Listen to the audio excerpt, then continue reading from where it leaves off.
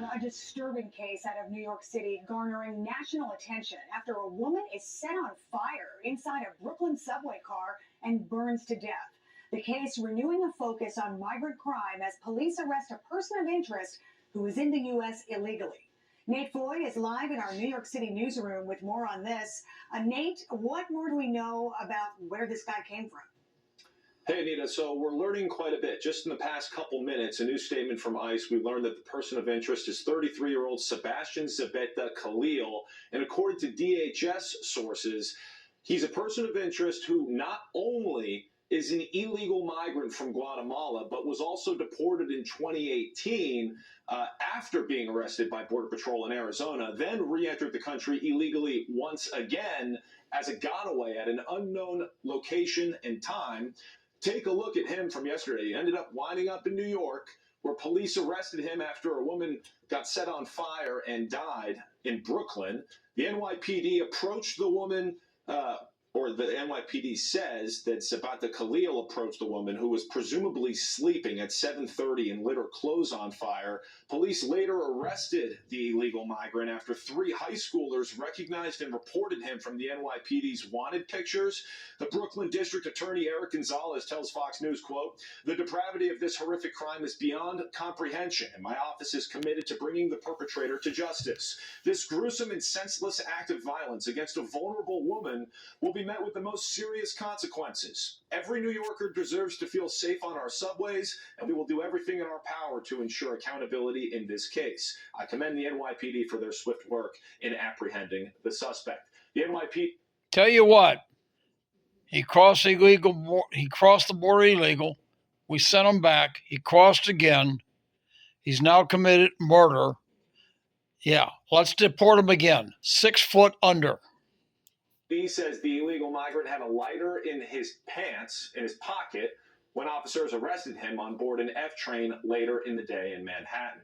The DA's office says they're not expecting a court appearance to happen today, and they do not have a timeline on when charges will be filed. We've also reached out to the medical examiner, but so far haven't heard back. Anita? Yeah, just a horrific crime, and, right at Christmas time, just terrible. Yeah. Nate Foy, thank you for bringing us that story. John? You got it. Mm-hmm. Anita, let's bring in Joe Borelli. Now listen up, folks. Minority Leader, also chairman of the National Forum of Republican Mayors and Council Members. So we've got this new information from ICE that says that he entered the country illegally, Joe, in June of 2018. He was deported and then re-entered the country illegally again at some point after that. We don't know when. He's one of these so-called gotaways. And there's been about 1 million of them, and maybe more, during the Biden administration. Now we know where at least one of them went.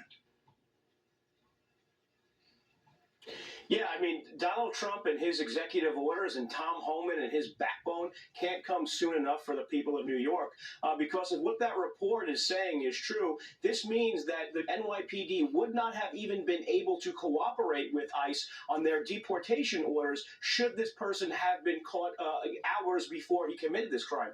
This underscores why New York City has become ungovernable. The Democratic Party has bet the future of all of us on sanctuary city laws and unrestricted illegal immigration. And the net result is that we have more crime, more chaos, and more unease for good people like this lady who was just, whether she was homeless and sleeping on a train or going to work, she did not deserve to be burned alive, for goodness sakes. Tom Homan was on Fox and Friends earlier today. Here's what he said about this case. This is another example of an illegal alien killing American citizens. It's almost a daily occurrence now. ICE has her hands tied. This is on this administration. As far as Governor Hochul, shame on her. She supports sanctuary status in that state. She welcomed thousands of illegal aliens to her state. And in what might have been the most poorly timed tweet in history, 7 hours after that incident, Governor Kathy Hochul tweeted this. In March, I took action to make our subways safer for the millions of people who take the trains each day. Since deploying the National Guard to support the NYPD and MTA safety efforts and adding cameras to all subway cars, crime is going down and ridership is going up. She said that at 3:40 yesterday afternoon. The crime occurred at 7:30 in the morning. Do you have any idea what she was thinking? She doesn't think. That's the problem. There's Democrats that I happen to disagree with, and then there are Democrats that are disconnected from reality, and she is of the latter category. I challenge her, Governor Hochul, leave your police detail behind, get on the train at 5 a.m., at 3 a.m. in the morning, and you ride the subway by yourself, and you feel the unease that regular New Yorkers feel, whether there's a hardened criminal on the train or there's someone just mumbling incoherently and causing you stress and anxiety.